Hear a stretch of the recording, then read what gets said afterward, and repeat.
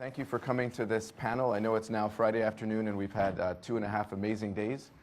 So I ask that you try and keep your energy level up till the last hours. It's been just an amazing experience to be here over the last few days, and it's actually a little humbling and overwhelming to be moderating a panel at an event like this. So thank you all for coming, and thanks to the Skoll Foundation and the Forum team for having a panel like this to discuss what I think is probably the most exciting development in global philanthropy, which is the movement of philanthropy from being sort of a one-way thing from the developed world to the developing world, to now the emerging economies of the world also producing innovative philanthropic institutions that are giving back, most of them in their own environments and their own geographies, but actually some of them now giving back to the broader global community. And I think that will fundamentally change the way philanthropy is done and the way partnerships happen and the way the whole conversation about economic development and social change evolves in the next couple of decades. So today we have a very diverse panel, not only representing different global geographies, but also representing different roles in the philanthropic world. And so I represent the Tony Elumelu Foundation, which is one of the few institutional philanthropies in Africa. And then we have His Excellency Amar El-Dabbagh, who previously was running Saudi Arabia's investment authority for 2 terms, and that was with a ministerial rank in Saudi Arabia.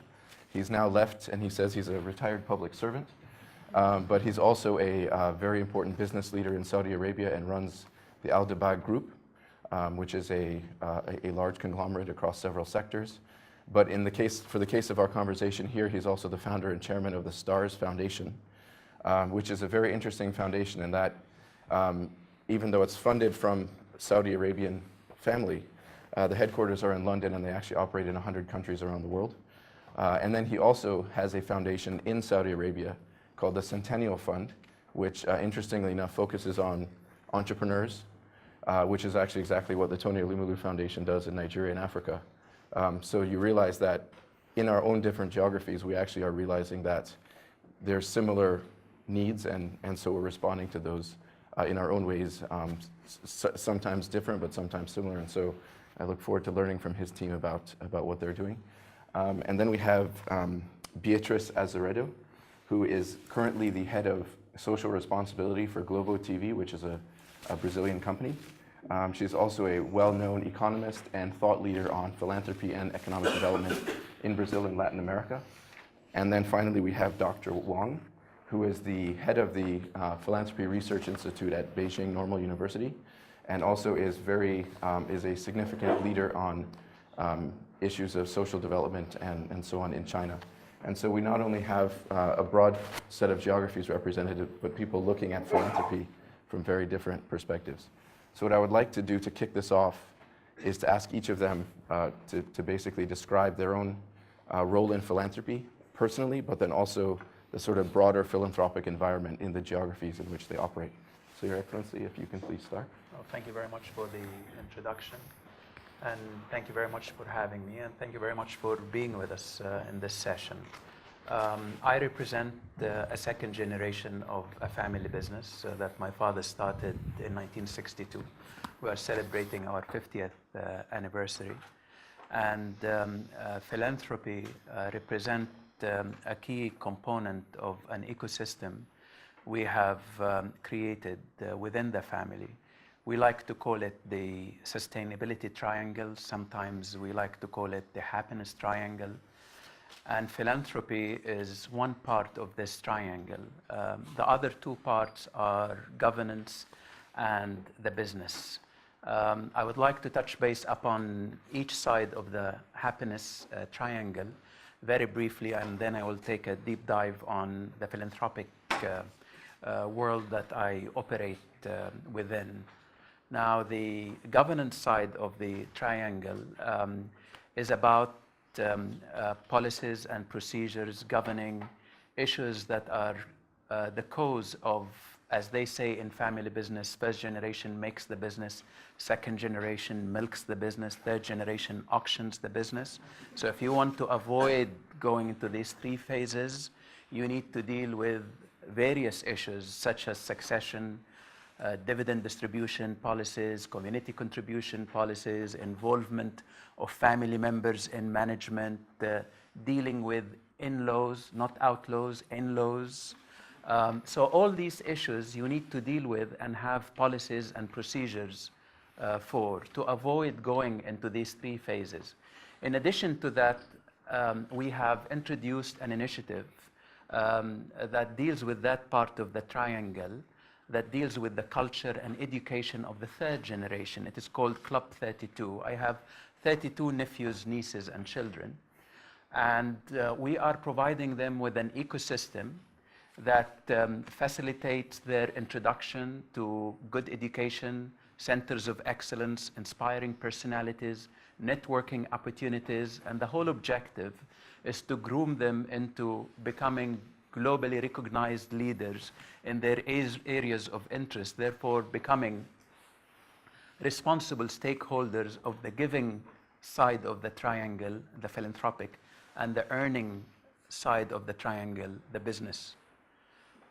We have institutionalized Club 32. I have a whole infrastructure for it with the CEO and management.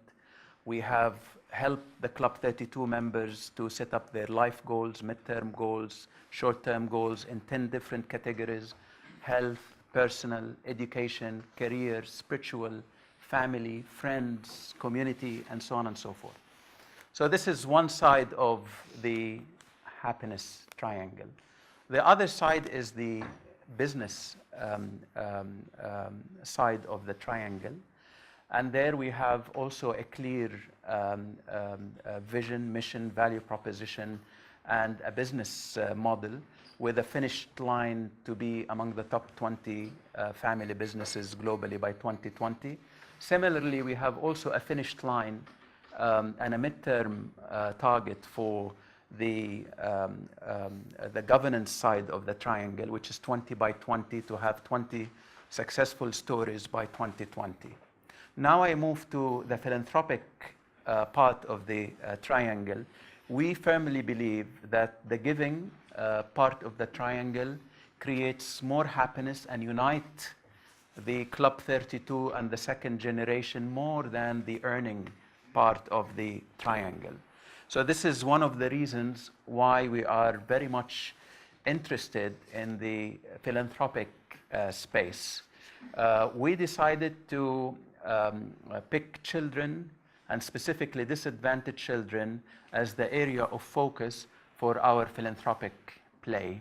And we created a foundation called the STARS Foundation. And this foundation is registered in the North, in London, to take advantage of the legislative environment. We report to the Charity Commissioner to ensure meeting high standards, best practices, and so on and so forth. But we operate in the South. We operate in the so-called U5MR, the 100 countries with the highest under 5 mortality rates as defined by UNICEF. And in these countries, we have introduced a program called the STARS Impact Award. It's a process to screen, identify, and pick the stars of the local NGOs. We believe that the best solutions are homegrown solutions. So therefore, we shy away from introducing our way of doing things, and instead pick the stars of the local NGOs and provide them with 3 areas of support.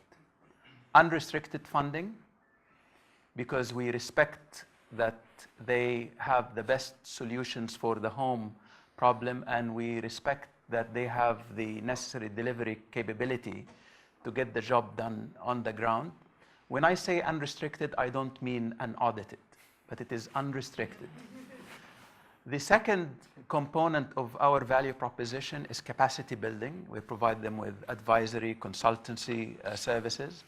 And the third component of our value proposition is brand equity enhancement program in terms of communication and PR and so on and so forth. We are focusing on 4 segments in the disadvantaged children space: protection, education, health, and WASH, simply because there are 22,000 children die every day out of poverty, 6,000 die every day due to WASH-related issues, and we have 60 million children out of schools globally. So therefore, we picked these four segments of focus.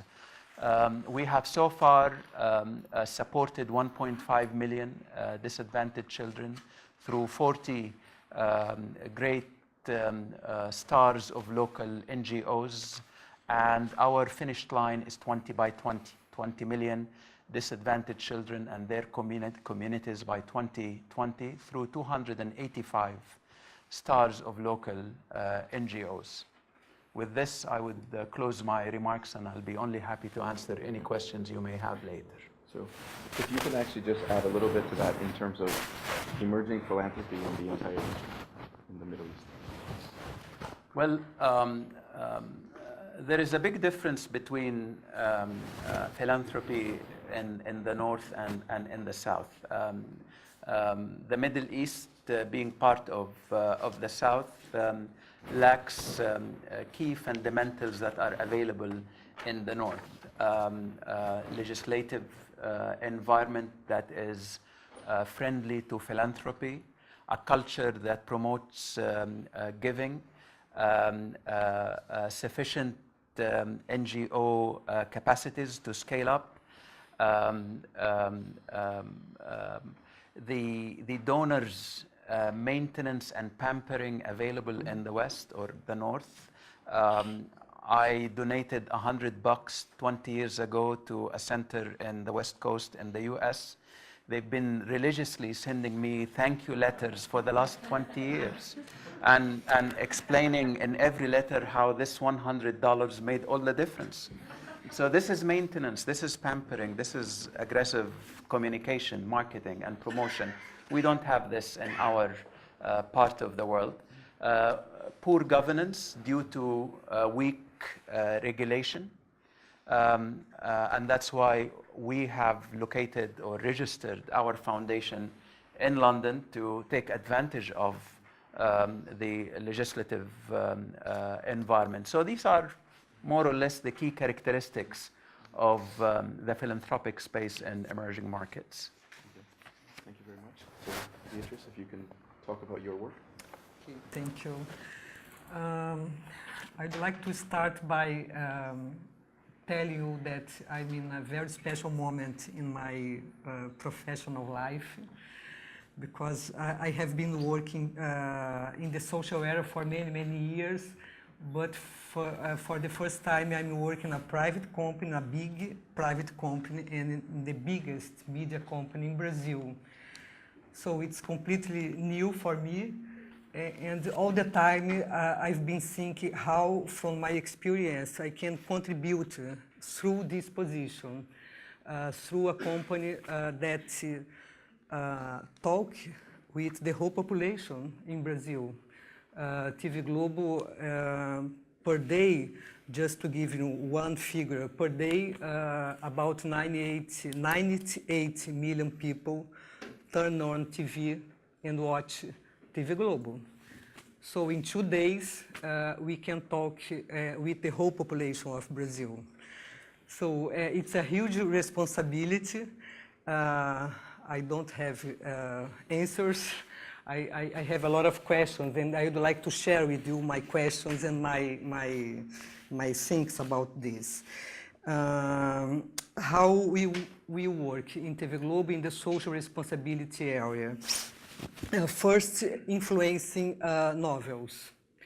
Again, a figure. In a primetime novel, about 36 million people watching every night a primetime novel. So it's very powerful, this channel of communication with the population.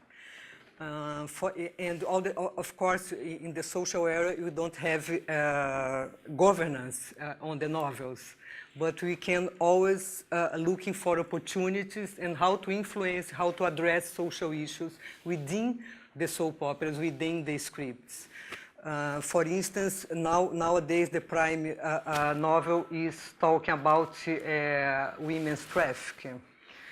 The next prime novel will have a character who is autism. Yes, autism. So it's autism. It's a very complex mental disease. It's very difficult to deal with within a novel, and we are trying to support the authors how to address good messages about autism. Another example, last year a novel had 3 main characters who were work employees. So during 6 months the novel talked about social rights, social problems related to social employees in Brazil. And there is a huge problem with them. About 7% of the social employees are illegal. They have no contract, they are out of the social rights, etc. And then this novel contributes a lot for this discussion. And when this novel finished, we made a short movie, 30-second movie, with the main characters of the novel talking about this issue. Sign the contract, formalize the job, etc. Last year in November. And now in March, the Congress approved a very historical law about social rights for domestic employees. So we can say that TV Globo contributes, creates a good environment for this advance in social rights. Another way of our work is about social advertisement. In this case, about social workers, Down syndrome, violence against women, everything. We can organize with a partnership with NGOs, a lot of short movies, 30-second movies or 12-second movies. It's a very, very quick movie. We broadcast on the break, addressing social issues. Again, another example. Nowadays, we made a movie with a very beautiful and very well-known actress of TV Globo, and she appeared with a makeup as she had suffered violence.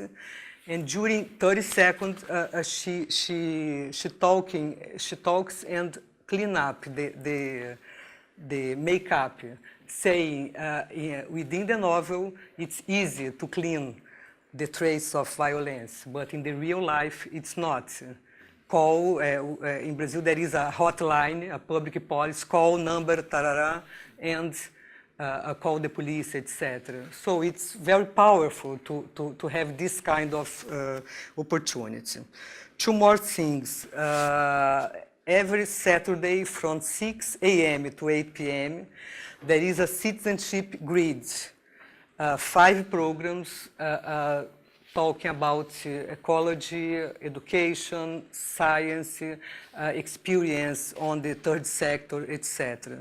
It's here we have a very big challenge, because how to be interesting educational programs, it's not easy. How to organize good program, 20 minutes program, 5 programs, 20 minutes each, and how to be more attractive for people.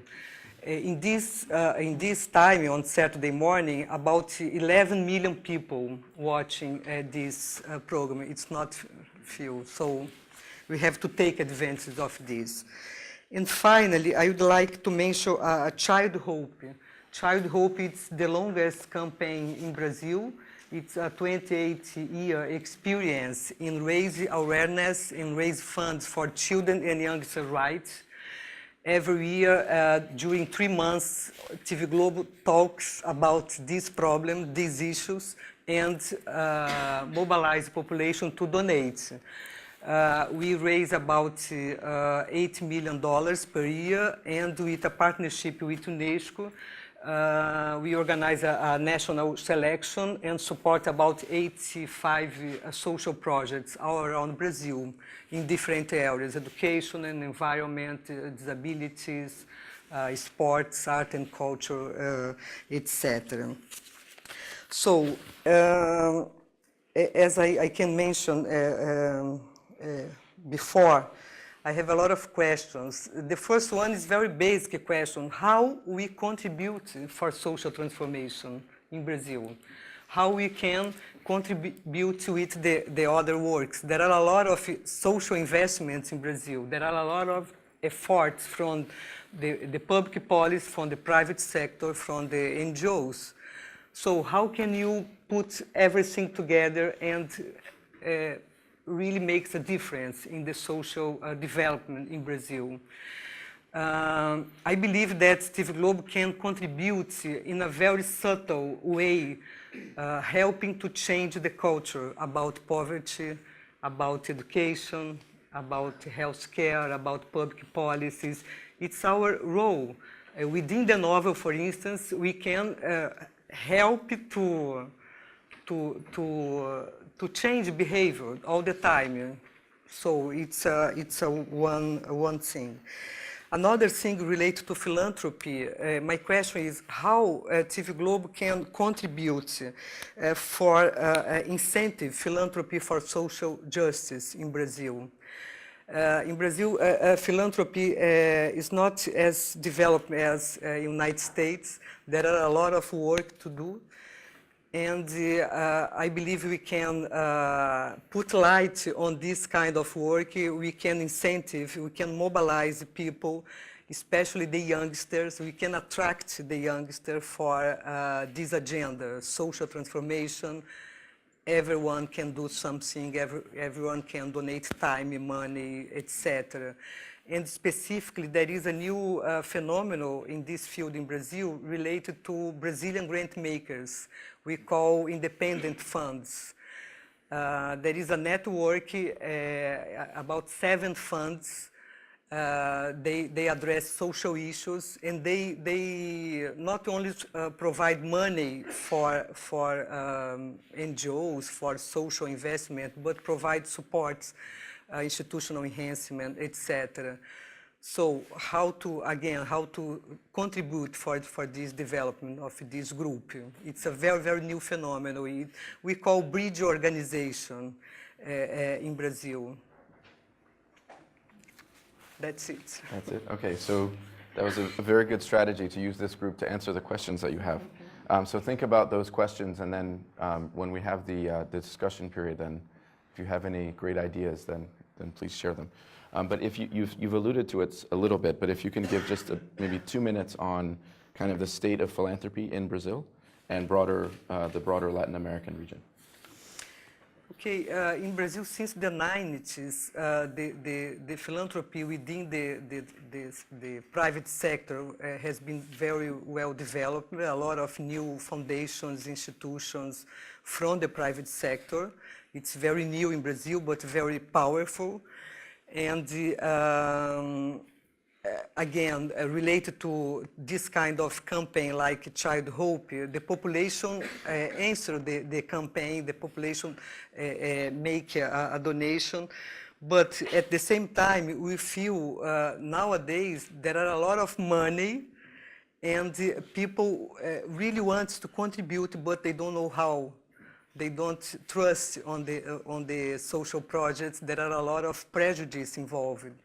So in this case, the bridge organization have a very good role in making the connection between the whole population who wants to contribute and the social projects. So Dr. Wang, if you can talk to us about your work in the Philanthropy Research Center, and then again also some broader insights on philanthropy in China. Yeah, good. Thank you. What about me? For me, it's I have a long-term experience worked in the government.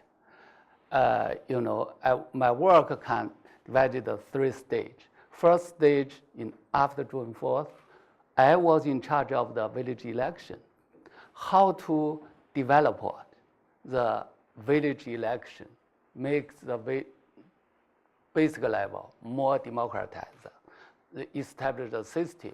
I spent the 10 years, established the system for basic level election.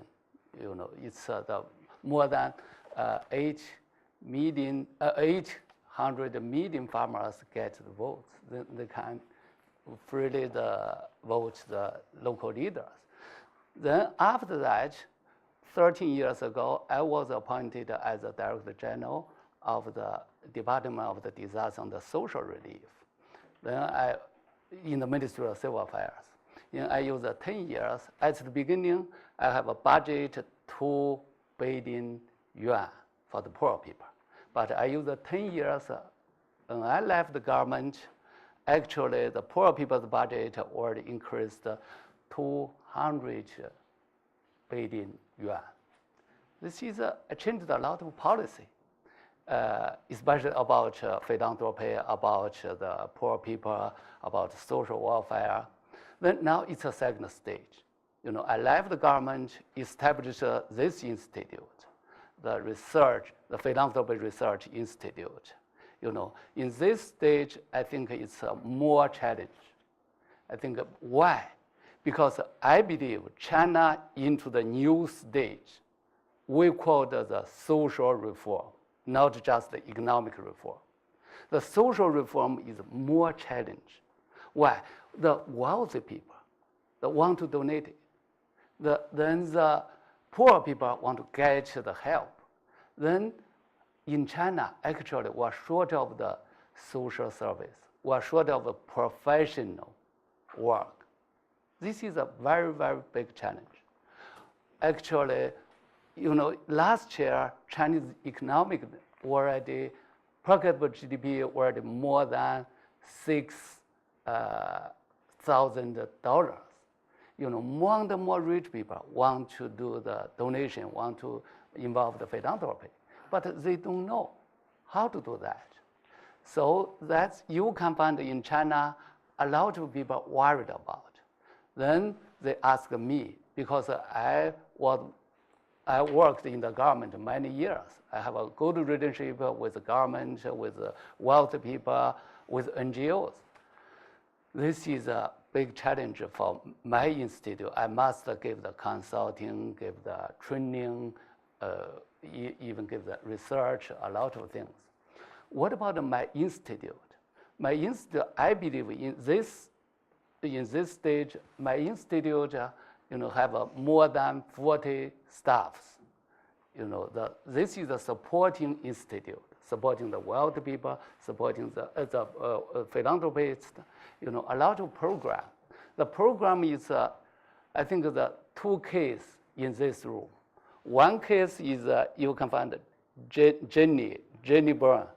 It's half the sky, yeah.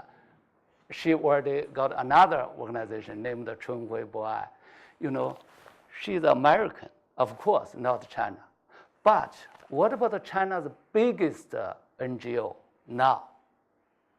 Is half the sky. This organization has more than 1,700 staffs.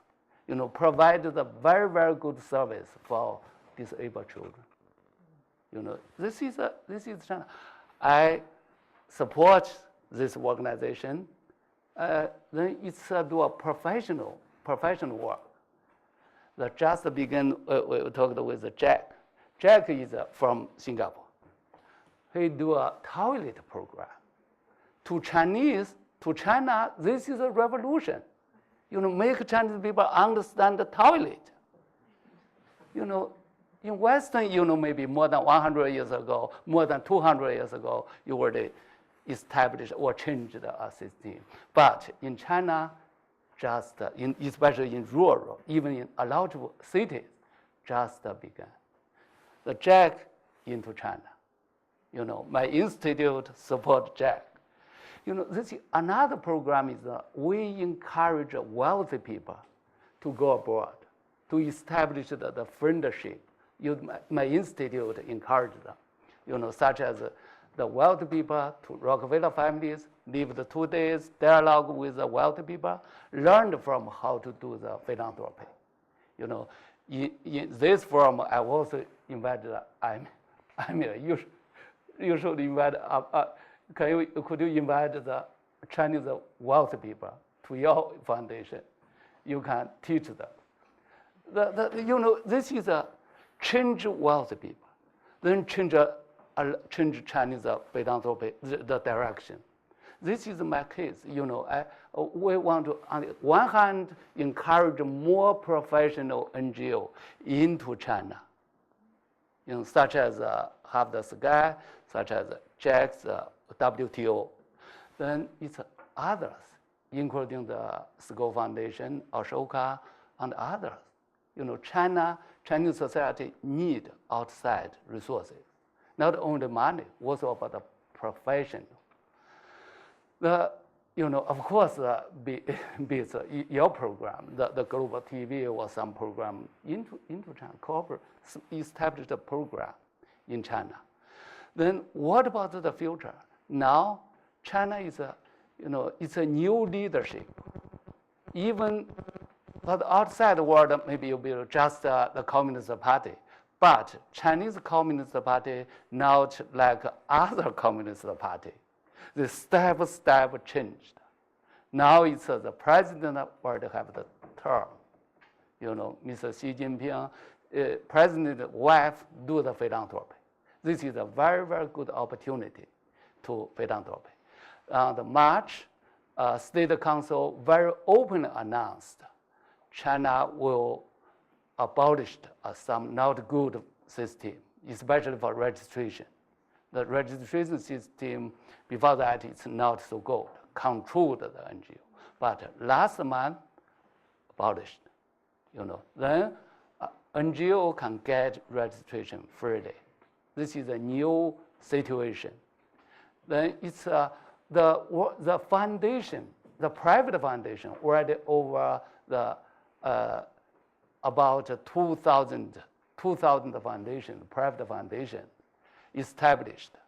But now the big challenge is about how to work, how to do a professional work. This is a big challenge. What about the future? According to my experience, I believe philanthropy will totally change the human behavior. Especially in China, I am feeling that very well. At the beginning, they argued a lot. They said class struggle, nationalism, against the other countries. But if they involved the philanthropy program, they said, we should respect each other. We should learn from each other. We can very easily learn from UK, learn from United States, other countries. Chinese people, if involved in this program, change the attitude, change the style. I think what about the future? I believe this is a new future. Should think about maybe the national and the country they established the UN, and the philanthropy I believe should establish a UP, United Philanthropy Taste. I think it's in the future. Yeah, that's it. Yeah, thank you. So maybe Skoll Foundation can help get that going? Yeah, United sure, Philanthropies of the sure. World? Okay, Yeah. that's fantastic. Okay, so thank you all for the comments. I think there was some clear alignment around some of the issues, and I think the most significant one is actually institutional capacity and the intermediaries to actually carry out the work that philanthropists want done in these different geographies, but also the scale of the problems, but also the opportunities, I think, for collaboration across regions. Let me ask you each just one more quick question, and then I will open it up to the audience. So how do you think, and maybe Beatrice, you can start this, how do you see emerging market philanthropy influencing the entire global field of philanthropy? How do you see emerging market philanthropy sort of changing the way they actually approach philanthropy? I think first in Brazil we have a lot of homework to do before to influence this field. And one very important issue related to philanthropy and related to this forum is about how to work together. In Brazil, the social investment is very fragmented. The civil society organizations who address the same issue, they work separately. And I think in order to have a big influence, we have to learn how to work together, how to make partnership all the time in order to scale up the results. This is the first step to influence the global market about philanthropy. And Your Excellency, could you talk to us about, just through your work and others, like you, how you can actually change the way development is done or the way that foreign philanthropies engage and the way that they make their decisions on where they should invest? I think the key words are trust and respect. We have to respect that the best solutions are always homegrown solutions. We need to shy away from intellectual imperialism, whereby we think that we have a solution for every problem and that's how you should do it, and I will only give you my money if you do it my way. So we need to respect that there are good solutions available locally for the local challenges and problems. And we have to trust the local efficient NGOs with their delivery capabilities and not waste their time in administrative issues to accommodate my criterias. We have one NGO in Nigeria. She tells us that she's spending 80% of her time. She said, if you are an American donor, I have this system. If you have a European donor, I have that system. If you are a Middle Eastern donor, I have this system for you. And I have to fill all these applications and comply with this requirement and that requirements. And I have very little time left for serving my targeted audience. So I think the word trust and the word respect are words that will become more prominent in the way philanthropists from the North operating in the South. So, and Dr. Wang, let me ask you, in emerging philanthropy in China, in Africa, there's a lot of Chinese investment coming in. Do you think that Chinese philanthropists will also go to other parts of the world and do philanthropic work, or do you think that they'll focus mostly on China? Yeah, sure. In China, last year, a big argument about international philanthropy. My answer is very clear. I said that your business to other world, you should do philanthropy to other world, to other countries. But how to do that? How to educate the company's leaders? Just talk is not enough. Need the friendship, need the private relationship, educate them. Then they can change attitude. Then on the other hand, we also recommend the wealthy people to establish a joint venture, like a joint venture in the philanthropy field, such as one of the Lao Niu Foundation. We encourage them establish a cooperative program with Tony Blair's office. Tony Blair often visited China. Then they met, they discussed how to do the philanthropy in Africa. They can work together, then learn from the Tony Blair, from the UK's foundation. Then other side, maybe cooperative with the United States, with the European, with other countries. I think in general, my institute, encourage, I think this is the tendency. Chinese company, Chinese philanthropy will learn much more from outside world. All right. So I'd like to open it up now. Do we have any thoughts, questions, or answers? So maybe we can start with the gentleman here in the front. Thank you. I have a question about transparency. And I think that the choice of the STARS Foundation to incorporate in the UK rather than nearer home set me thinking about the issue of transparency. I think probably most of us would agree that grant-making foundations operate better in an environment of greater transparency. What needs to be disrupted in emerging markets in order to bring about greater transparency in the field of philanthropy? Let me actually, I'll make a quick response and then open it up to the others. So we're actually a foundation registered in Nigeria, and there's no regulation at all. We can do absolutely whatever we want, and we don't have to report anything, do anything. However, obviously, we self-regulate. On one level, that actually gives us a lot of freedom to do multiple things. We're an operational foundation where that's the best tool. We make investments, we're grant makers. And so the lack of that regulatory environment actually allows us to be very innovative and creative and to really address each problem with the best tool available for that problem rather than the tool that the IRS says you can use.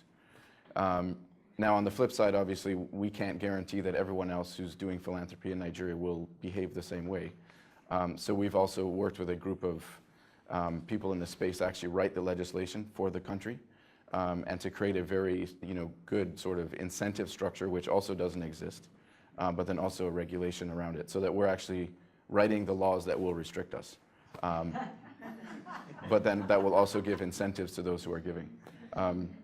So any other comments on this? Maybe you can respond. Well, I think competitiveness is the solution. We need to have a competitive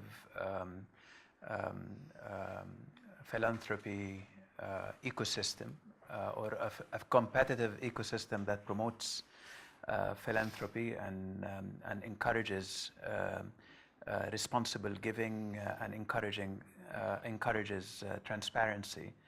I was engaged with a competitiveness initiative when I was in public service, and I think this word is very powerful, and it could make a sea of change at the end of the day, because you benchmark against best practices and try to adapt these practices. So this what needs to be done. A competitive ecosystem that encourages philanthropy. Any additional thoughts? It's, in China, I find two kinds of transparency. On the one hand, it's ordinary people ask NGO, ask the foundation do transparency. What transparency? Very openly. Each item, even the small donation must be very, very transparent to the media, to the internet. Then this transparency, I persuade the media, but maybe produce the herd to the donation. Then when before last year, Bill Gates visited China. He asked me, what was China's idea about transparency? It should be according to the law, following the law, do the transparency. Then another kind of transparency is respect the donors, such as Have the Sky, such as Jenny, American standard, in China, do the transparency. They wrote a letter to donors very clearly. Even the photo, even others, the program followed each year to donors very clearly. I believe this kind of transparency may be better than China's. Chinese, a lot of people believe just open to society's transparency too broadly. Should respect donors. That's, I think, very, very important. In Brazil, there are a lot of demands about transparency, but there aren't enough money for this. The same institution that ask for accountability, they only give money for 12 months projects, only looking for specific results, how many children, how many mothers, how many, etc. So it's harder to advance in this kind of institutional strengthening, but it's a very good issue. And another thing is about transparency related to the results, because sometimes the civil society organization only tell stories, very good stories, but we don't know how to scale up, again, to work in a big network in order to scale up, and we don't know how to show the real impact. I think this issue is very related to transparency for the philanthropists. It's very important to know how the money is being invested and how about the social impacts, in fact, not a specific impact, but the real impacts. Hi, my name is Carlos Miranda, and I run a philanthropy and fundraising strategy consultancy called IG Advisors. My question is really for Beatrice. Amr touched on this when he spoke about the lack of philanthropic legislation and maybe even tax incentives in the Middle East for philanthropists. And I'd love for you to kind of expand on that a little bit and tell us about what the state of that, or the lack of legislation is in Brazil and in Latin America. And also just kind of wondering if the upcoming kind of spotlight that's going to be shown that's going to be put on Brazil because of the World Cup and because of the Olympics, if there's any way to kind of use that to, kind of further the philanthropic cause, if you will. Yeah. Yes, you are right. There is a lack of fiscal incentive for donation in Brazil. There are some fiscal incentive for culture through the big companies, especially for sport and development. Now it's a new law, very recent law, and a specific incentive for children and youngster rights. But this is very, very hard to find the right way to invest for normal people, because depends on the municipalities, depends on the board, a council, depends on the funds, etc. It's very, very complicated. Some states in Brazil is doing very well in attracting donations from the population, but in Rio de Janeiro, for instance, it's quite impossible to invest in this fund for children and youngster rights. Another issue you mentioned is about the great opportunity in Brazil related to World Cup and Olympic Games. We are looking for how to deal with the, how can I say, the negative impacts of this, because all the time we talk about positive impacts, and how to deal with the negative impacts, for instance, related to sexual exploitation of children and girls in the cities where the World Cup will be. So, but it's not a good agenda to broadcast on TV. All the time the population is talking about, oh, wonderful opportunity, etc. But we have to talk about the problems. So this is a big challenge for us, to take advantage of these big events, and at the same time to take advantage of talk about the problems during these events, when everyone will be looking at Brazil. Again, for Beatriz. My name is Leonardo Letelier. I run Cital, a nonprofit in Brazil. We're one of the bridge organizations Beatriz mentioned. You asked how can TV Globo help further the agenda of philanthropy. I was thinking here, there's two things that communication can do. It can create myths and dispel myths. And there are tons of myths in Brazil, like every NGO is poorly run, is corrupt, this and that. There's the myth of, I'll give you $10,000 and then I'll ask for a report that costs $20,000, right? Or the best way is to monitor and audit the placement of every cent that I gave you, rather than choose and trust, that was said in the panel. If I choose well, I have to trust my partner. So I think there's a list of 5 of these myths that we can dispel, and maybe we can come up with 5 myths we want to build in the sector. For instance, we are the only independent nonprofit that publishes its report in GRI standard. We're going to have we use IRIS. We're going to have our financials audited, all that. But that's very new. That's not something that I think it's still thought of as mainstream. People still thinking, how do I control every single cent? The only way I can know what's happening is if I go there and count every bean. And I don't think we're going to get much further like that. I'm Caroline Fines. I run Giving Evidence, which is about getting charitable giving to be based on evidence.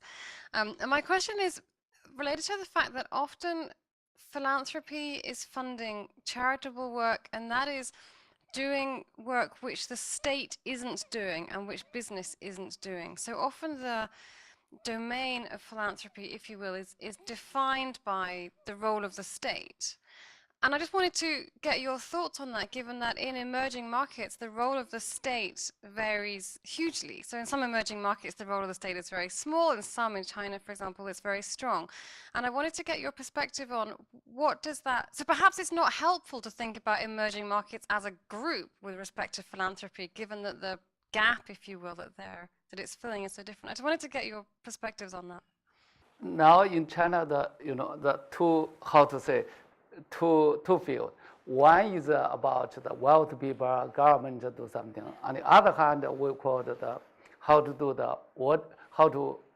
provide the good policy, encourage the ordinary people involved the philanthropy program, such as volunteer, others.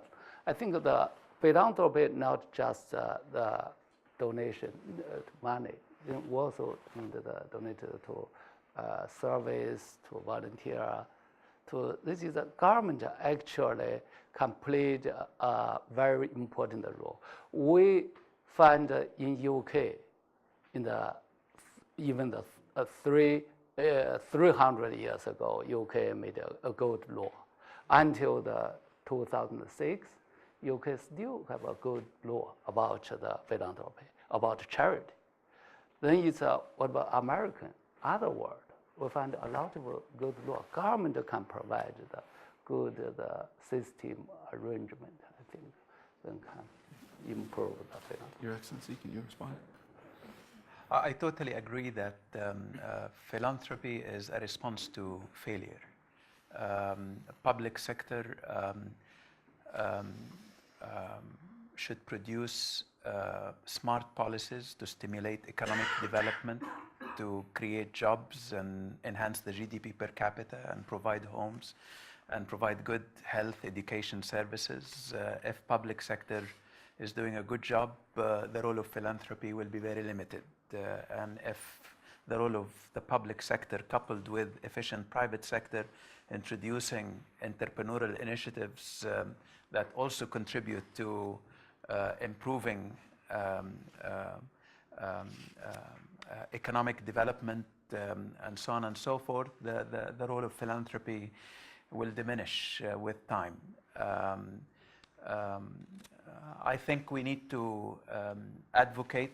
I've just co-authored a book called Governpreneurship, Entrepreneurship in Government, and I'm talking there about 10 golden rules for introducing entrepreneurship in government. And if both public sector and private sector do a good job, and our role is to advocate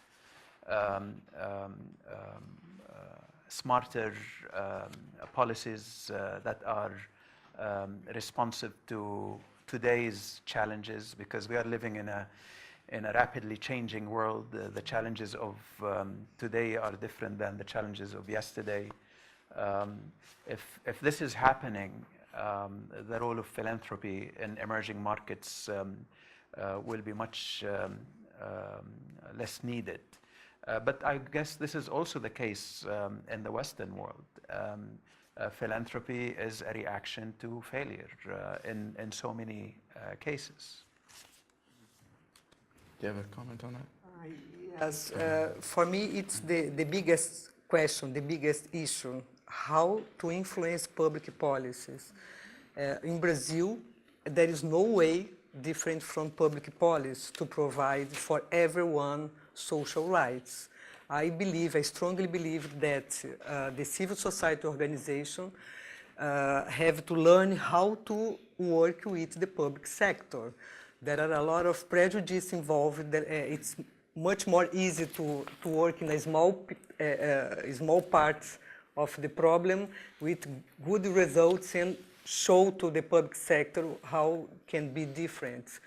But there are a lot of experience in Brazil from civil society organizations who go ahead working together with the public policy, with the government. And I think TV Globo can contribute with this, diminishing the prejudice about public policy and show the way how the philanthropists can work together with the public sector. For me, it's the biggest issue in this field of social investment.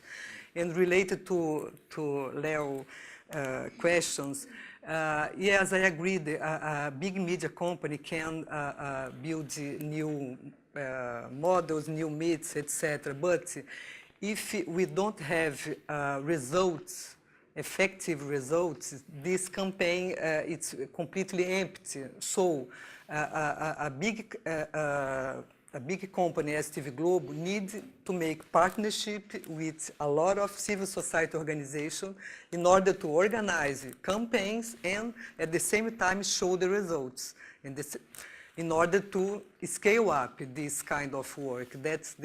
We are trying to work together, so that's the way.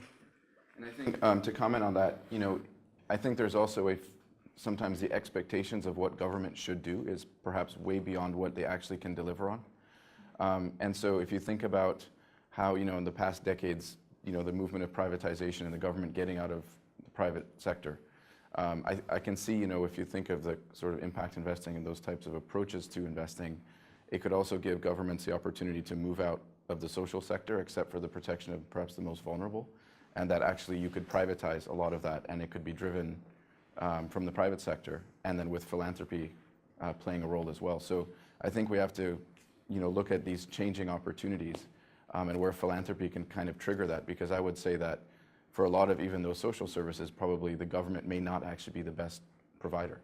And so it could move in that direction. You have a question over here? Thank you. My name is Batiel Mesika. I work for the OECD. We've just launched a new network of foundations, actually to help try to bring the new thinking on foundations into public policy and in reverse.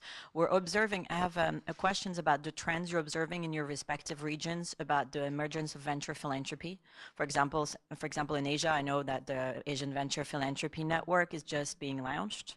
And we see that in contrary to Europe, where we've seen a movement from more traditional philanthropy towards venture philanthropy, and some foundations, sort of going through that transformative journey, which we're going to study we're going to do a study on just that in the network with a number of foundations that were here.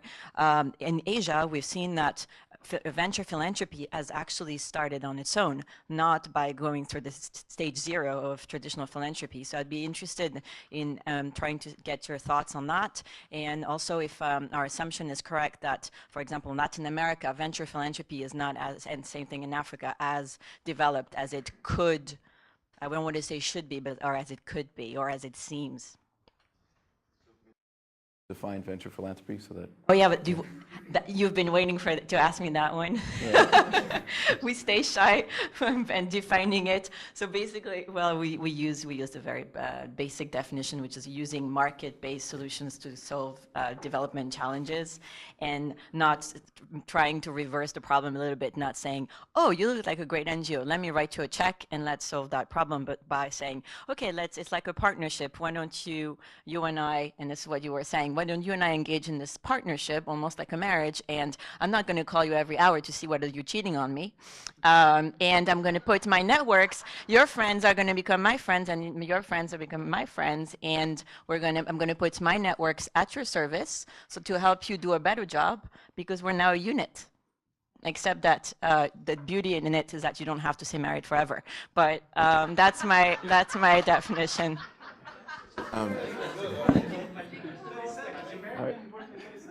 All right. Beatrice, would you like to address first? Maybe Leo can help to answer this question, because Leo is really involved in this kind of new things in philanthropy in Brazil. In Brazil, there's very little people that know and are thinking about the concept. That 2 people that I met pretty much gave up on it. What we end up doing as this bridge organization is somewhat similar. It's a vehicle to that, but it's not the same thing. So we raise grants and disperse either grants or loans according to the mandates of different donors, if you will. And we provide a little bit of advice. We get some advice, but it's still not structured as venture philanthropy. So in Brazil, that's very, very new thing. I wish there was more. Venture philanthropy, as you defined it, does not exist to a large extent in most of the markets we operate in as STARS Foundation. But in our STARS Impact Award process, we look at 8 criteria.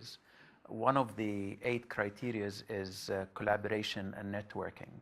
And we give more weight to the foundations or NGOs that have that component embedded in their system, in addition, of course, to impact and innovation. But this is an area that need to be developed in the markets we are operating in.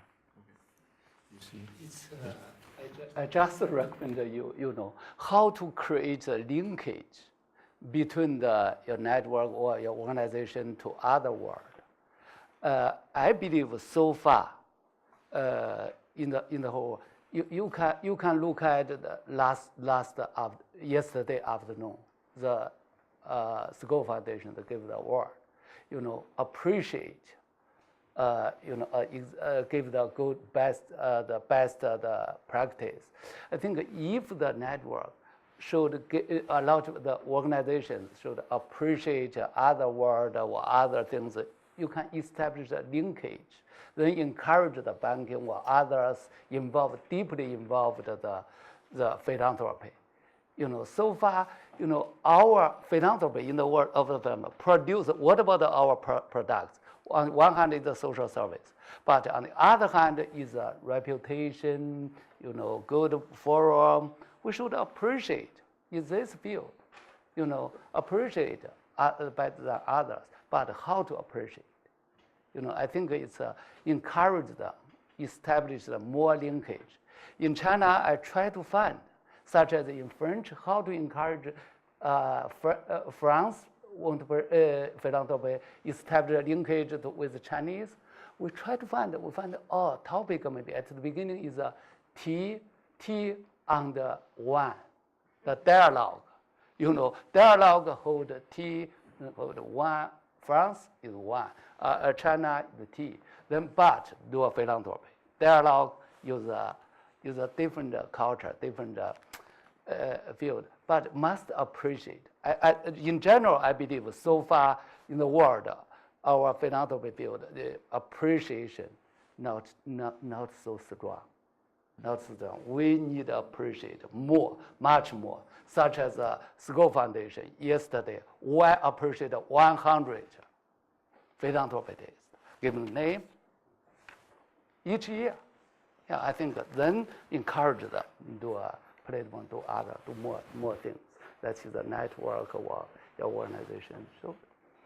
So in the African context, we're outside of South Africa. We're the only foundation that uses a venture philanthropy approach. And most philanthropy that is there is very traditional, and it's either grant making, that kind of thing. So it is very, very nascent. Okay, over here. Your Excellency, I was quite impressed about your triangle happiness triangle, you call it. But one thing I want to ask you about this COP32. How are you going to extend that value? And on the same time, how are you going to extend the culture of giving to that COP32 you're talking about? Well, that's the whole idea of Club 32 is to, first of all, the age group is 1 to 40. So the one is not yet very much taking the benefits of this ecosystem, but the whole idea is to have them believe and enjoy the world of philanthropy. For instance, we are enrolling in volunteering work with the stars of local NGOs. We support Club 32 members. It is in their life plans under philanthropy. This is a column in the life plans. We have one sheet life plan for each Club 32 member. And under philanthropy, there is a short-term goal and a mid-term goal and a life goal in that space. And the short-term goals for all Club 32 members, with the exception of the youngest, is to volunteer with the supported NGOs in Africa and Asia. They'll be the stakeholders of this ecosystem in the years to come, and we would like them to continue. This is the sustainability part, and that's why we are struggling whether we call it the sustainability triangle or the happiness triangle. It is both, because giving generates happiness, and this triangle maintains sustainability and ensure that they will become responsible stakeholders of both the giving and the earning. So, I'm sorry, my second question. very quick, okay. Dr. Wen, I have a second question for you is, because our foundation is a Canadian foundation, we gave money to China as well. Because the problem we have in China is because of corruption issue. So we really have to send people to the grassroots to go there and run the foundation and run the giving ourselves. It's we gave money to the indigenous population in China for the 1,700 school kids to go to school. But the point is, how are you going to the government going to eliminate the corruption issue before people can really go ahead and provide giving and whatnot? Yeah, good questions.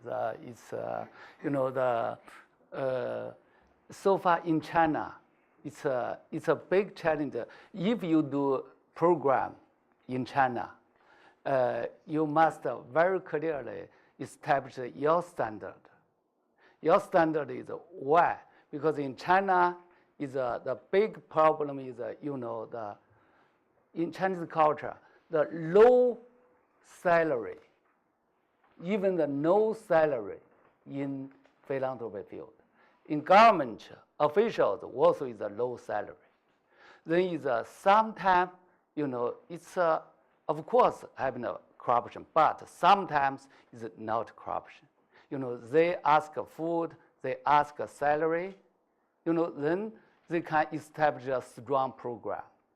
The model is half the sky. Oh, sorry, I was the half sky very open side. We will provide the salary to 1,700 the staffs, very openly. Then ask them do good job. Then it's if you into China, try to find two standards. On the one standard is corruption, we must prevent. On the other hand, provide a standard. So standard, the salary, the social welfare. Then so far, in China, a lot of NGO established by foreigners. Now, the Chinese people are against the NGO into change the China. They said if the Chinese people run the NGO, they don't discuss about salary, about social welfare. But if a foreigner support the Chinese program, very openly discuss about salary. That's why if you foreigner into China, your advantage, you can find the Jenny and Jack. I find this is my experience. All right, so we've run out of time for questions in the main session. There will be a 30-minute period where you can come up and ask the the panelists' questions immediately after. But I'd like to ask each of them maybe to give a 30-second closing remarks about what you see as the potential for philanthropy in your region, and then I'll close it out. So 30 seconds. You start. 30 seconds, yeah? No, I was thinking only about to say that I promise next year I will come back with more questions. Okay? That's it. That's it, okay. All right. Why we should think about UP, United Philanthropy. We ask the forum, you can think about. This is a new stage. When China into this stage, I think we need the whole world help China, but use not traditional. It's use a new platform, new method, new maybe the organization, new idea. I think we can totally change the world. This is a new tendency. Well, I think I go back to my original theme, respect and trust. I think the local NGOs, what they need is trust that they have capable delivery systems and respect that they have good homegrown solutions to deal with local challenges and problems. And more of unrestricted funding is badly needed. The bulk of donations globally are either religion related or related to certain execution formulas or in kind. So we need less of that and more of unrestricted funding. Well, thank you very much, everybody. And thank you also to all of you. So, again, there were, oh, I was going to give like 2 seconds. Okay. So there are definitely a number of themes that we saw across. The need for incentives and legislation, the need for capacity, transparency, and collaboration. The OECD looks like they'll provide us with the United Philanthropies. But I do think that this is telling that the first century of philanthropy was very one-way, and the second century of philanthropy, which is now starting, will be a much more of a two-way conversation between the developed world and the developing world. Thank you.